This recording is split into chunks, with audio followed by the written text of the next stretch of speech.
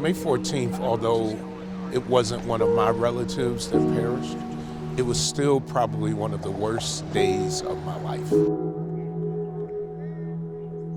I was broken. I cried, and I'm still crying. The whole of Buffalo pretty much stood still in awe, wondering how in the world could this have happened in Buffalo? A picture-perfect spring Saturday turned into a nightmare. I'm always looking, where's the next exit? How do I protect myself if something were to happen? A fear of uncertainty now looms in our community. It was a day where many local leaders wore several hats, trying to console a shocked community while experiencing those emotions themselves. I did notice you just delivered some terrible news to residents, and unfortunately that is part of your job tonight. So walk me through what that is like, because you have to have your political hat on, but you're a neighbor as well. You know, I think sometimes it's hard to have all these hats on when it's something like this happens. You just end up being a man, you know, the person of the community. But to have to tell somebody that their mother is deceased is tough, you know, because they were hoping and praying that she might not be one of the victims. But unfortunately, that's part of the job, and we come and we do it. But knowing, and it's kind of crazy that I did, knowing that I was getting ready to tell somebody else that their mom had passed, it was hard. It was very hard. And then to tell him and to see his reaction, and he knew the reaction as we were walking toward, he knew the news, and then her sister, it was tough.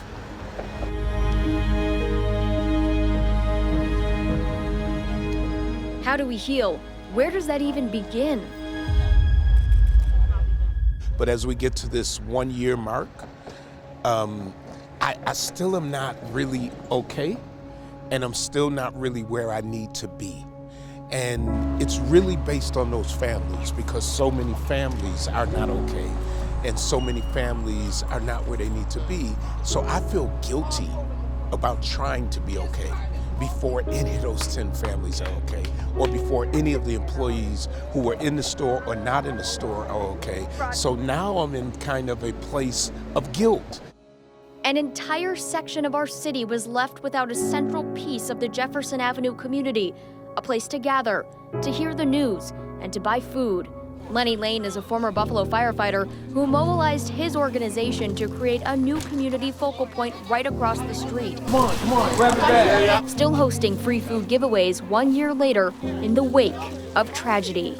Took everything that I was going through, all that anger, all that frustration, you know what I mean, all of that stress, and really getting out into the community and serving the community and letting them know that we are still thinking about them, we still caring for them, and we still love them, and we're gonna do all we can to make sure that they get through this healing process. While the raw pain and emotion remains, many wonder where the city goes from here, moving forward with change while remembering the past.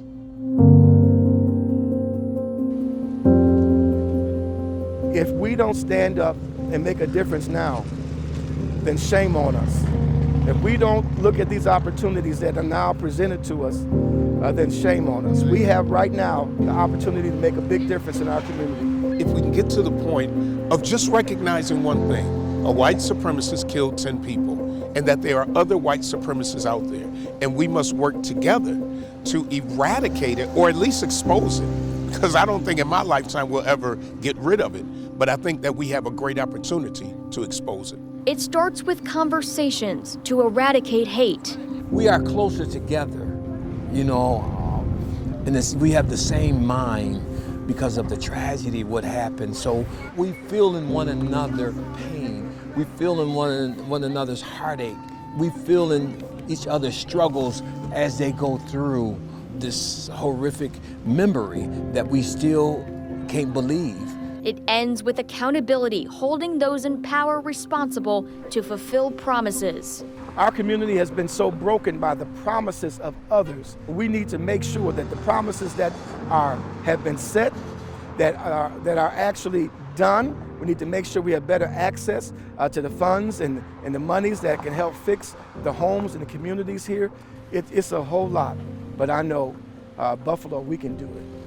It's a message of hope and belief as this community builds back stronger, one day at a time.